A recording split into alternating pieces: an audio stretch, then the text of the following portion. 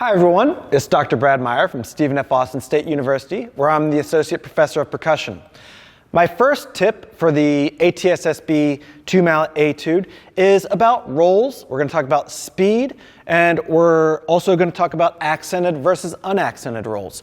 So the first thing that I always catch young percussionists doing when they're playing a keyboard instrument, especially marimba, is they think about rolls as kind of a single stroke speed competition. And they're kind of thinking, okay, the faster I roll, the smoother the roll is going to be because there's more beats per second in it. And while that's a good initial thought, it's not quite true because especially on instruments like marimba that have some resonance and bigger, more resonant instruments like timpani and bass drums, we can actually slow our roll speed down and let the instrument do the sustaining for us. Because at the end of the day, roll or any roll on any kind of instrument in percussion is the illusion of sustain. And so the more resonance we have from the instrument, the more that illusion is created by the instrument, rather us having to do it ourselves.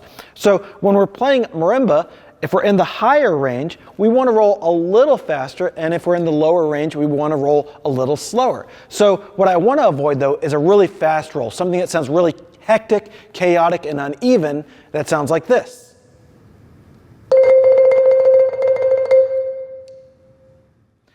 As you could hear, it's a really fast roll, and our ear is more focused towards the attacks of the actual striking of the instrument and the inconsistency because I'm working really hard to get that roll speed fast. Whereas if I slow my roll speed down some and work on letting the bar's resonance open up and create that sustain for me. So a good roll speed in this range of the instrument, which we have two rolls in this etude, would sound something like this.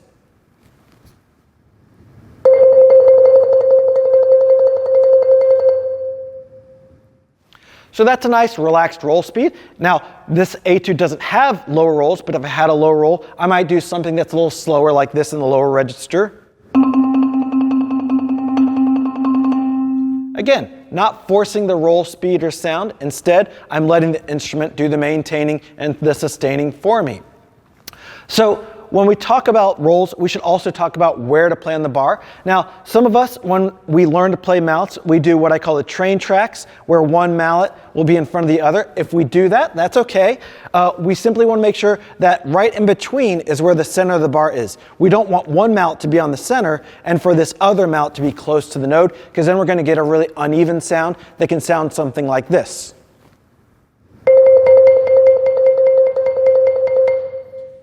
As you can hopefully hear, that right hand really close to the node is a thin sound, whereas the left hand being right on the center gets a really dark sound.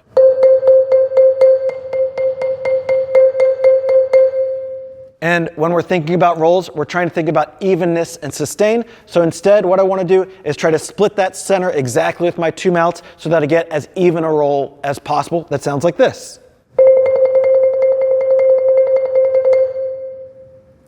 Now, if you want to go a little bit more advanced and get a really, really great sense of consistency, I recommend, especially for louder rolls where our mallets get out of each other's way when we are playing fast, is to roll on the same spot. So for me, I'm actually thinking about rolls like this, same spot, rather than like this or this. And I get a much clearer, much smoother roll that sounds like this.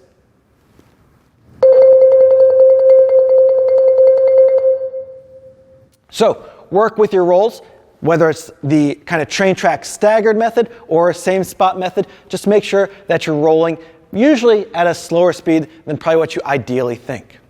Next, let's talk about accented versus unaccented rolls. So this etude only has two rolls and neither are accented.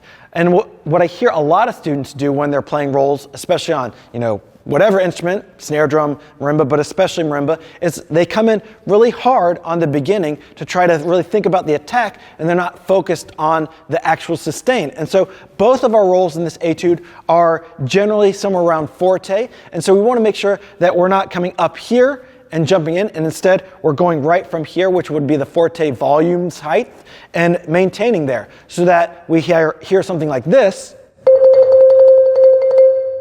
versus what I hear a lot of high schoolers doing, which is this.